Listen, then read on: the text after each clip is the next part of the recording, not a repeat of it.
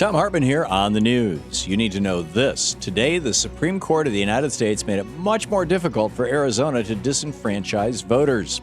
In 2004, Arizona voters approved a law which required election officials to reject any voter registration that was not accompanied with proof of citizenship.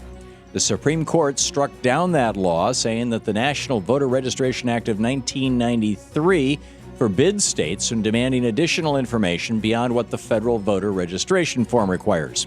According to the Voter Registration Act, states must accept and use the federal form of voter registration, which requires the potential voter to affirm they are a citizen of the United States and they are over the age of 18. Arizona argued that the accept and use wording in the act only required a state to receive the federal form, not consider it as a valid registration. Justice Antonin Scalia wrote the court opinion, which stated, "Determining what qualifications a voter must possess is the province of the states. Arizona is correct that it would raise serious constitutional doubts if a federal statute prevented a state from obtaining the information necessary to enforce its voter qualification. But to avoid those doubts, it is not necessary to give accept and use, a meaning that allows Arizona to deny sufficiency from the federal form." Justice Scalia did, however, write that Arizona could pursue a proof of citizenship measure by requesting the Federal Election Assistance Commission to include the requirement on the federal form. Scalia essentially said that if the commission failed to act on Arizona's request, that state would have the grounds to bring another court challenge. For now, it appears that Arizona won't be able to disenfranchise voters by requiring additional citizenship documentation. However, it's doubtful that the Republican-led state will suddenly stop its efforts to keep as many voters as possible away from the polls. In Screwed News, TransCanada wants anti-Keystone protesters treated like terrorists. According to environmental advocacy group Bold, Nebraska, TransCanada officials delivered a presentation to state law enforcement agencies, which made the case for prosecuting activists using anti-terrorism statutes.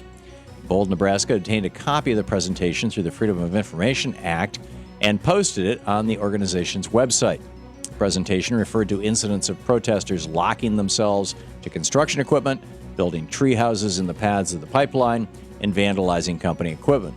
Because of these acts, TransCanada says protesters should be charged with acts of terrorism for attacking a critical infrastructure. When questioned by the World Herald News, TransCanada spokesman Sean Howard said the company was only sharing information with police, not directing them on how to deal with pipeline opponents. Bold, Nebraska's executive director, Jane Klebe, said TransCanada is trying to paint concerned citizens as abusive, aggressive lawbreakers when in fact that describes themselves. End of quote. In the best of the rest of the news, Rhode Island is set to become the 10th state to support a national popular vote. Late last week, state lawmakers voted to effectively abolish the Electoral College and award their electoral votes to the candidate who wins the popular vote. The bill now goes to Governor Lincoln Chafee, who has said he supports the effort. However, even if the proposal is signed by the government, it will not take effect until more states sign on and the measure is approved by Congress. The National Popular Vote movement is fighting to prevent a candidate from winning the White House despite receiving fewer votes from the American people, like what happened in 2000 with the selection of President George W. Bush. With 3 years to go until the next presidential election, popular vote advocates are hoping to succeed in more states and ensure the American people actually have the right to pick our next president. The GOP is sending mixed signals about the future of immigration reform.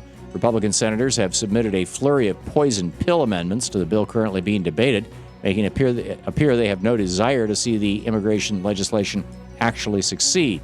Even Senator Marco Rubio, an architect of the so-called comprehensive immigration bill, is refusing to support the measure unless stronger border security measures are included and protection for same-sex couples are off the table. However, one of the bill's co-sponsors, Republican Senator Lindsey Graham, said the future of the GOP hinges on immigration reform.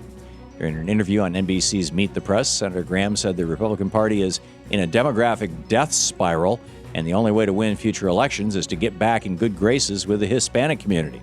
When asked who he believes the GOP will nominate for the next presidential candidate, Graham said, "If we don't pass immigration reform, if we don't get it off the table in a reasonable, practical way, it doesn't matter who you run in 2016.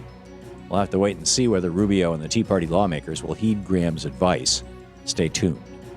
And finally, the Republican Party is known for complaining about so-called government waste.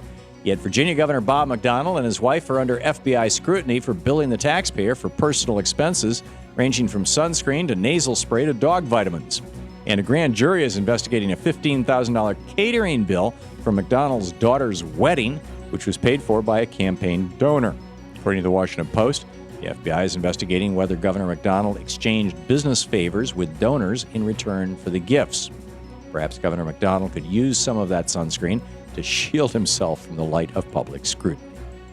And that's the way it is today, Monday, June 17th, 2013. I'm Thom Hartmann on the news.